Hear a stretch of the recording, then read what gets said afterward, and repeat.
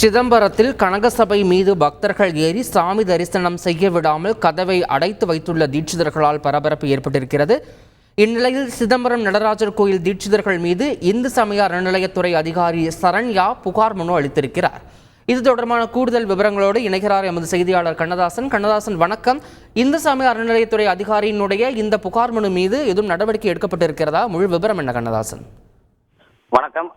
உலக பிரசித்தி பெற்ற சிதம்பரம் நடராஜ கோயில ஆருத்ர தரிசன விழா கடந்த 18ஆம் தேதி கொடியேற்றம் துவங்கியது. இந்த நிலையில் பார்த்தீங்கன்னா நாளை தேரோட்டமோ நாளை மறுநாள் தரிசன விழாவும் நடைபெறுகிறது. குறிப்பாக கனக சபை எனப்படும் சிவபெருமான் வீழ்த்திருக்கும் கருவறை தான் கனக சபை என்று அழைப்பார்கள். அந்த கனக சபை மீது பொது டீச்சர்கள்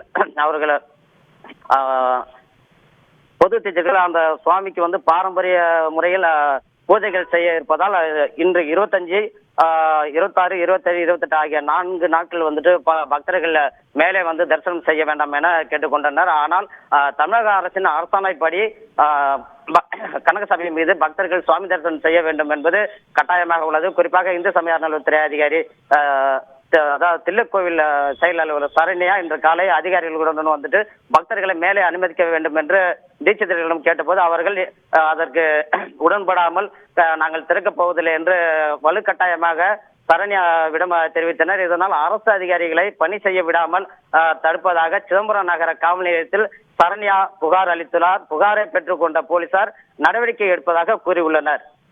விவரங்களுக்கு நன்றி கண்ணதாசன்.